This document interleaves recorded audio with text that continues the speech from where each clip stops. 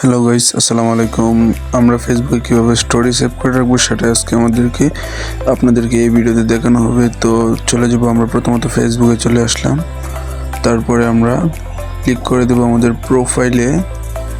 তো আমরা প্রোফাইলে চলে যাব। এখন এই যে প্রোফাইলে চলে যাচ্ছে আমি। তো প্রোফাইলে চলে যাওয়ার পর দেখবেন এখানে 3 ডট নামে একটা অপশন আছে, আমি মার্ক করে দিয়ে দিচ্ছি। এই যে মার্ক করে দেখিয়ে দিলাম।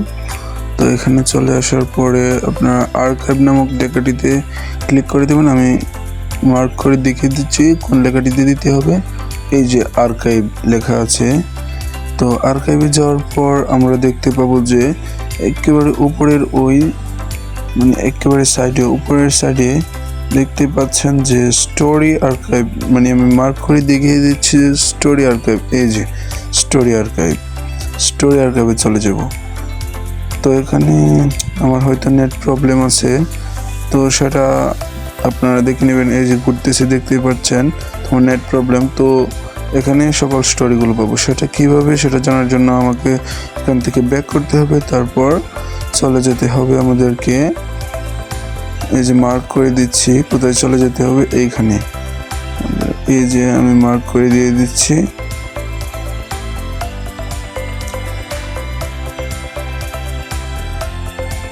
এখানে চলে যাব।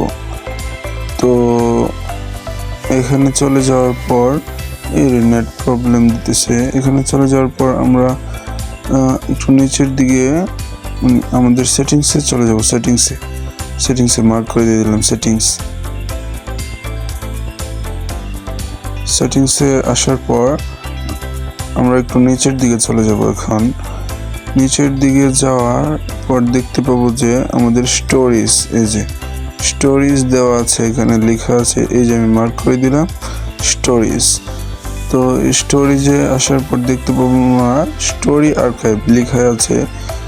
তো দেখেন স্টোরি আর্কাইভে আমি মার্ক করে দিচ্ছি। আবারও আপনাদের বোঝার সুবিধার্থে আমি মার্ক করে দিয়ে দিলাম। এই যে স্টোরি আর্কাইভে ঢুকে দেখবো যে এখানে আপনাদের হয়তো এই অপশনটা অফ থাকবে, আমার আগে থেকে অন করা ছিল। আপনারা এটা অন করে নেবেন, তাহলে দেখবেন আপনাদের সকল স্টোরিগুলো এখানে সেভ হয়ে যাবে। তো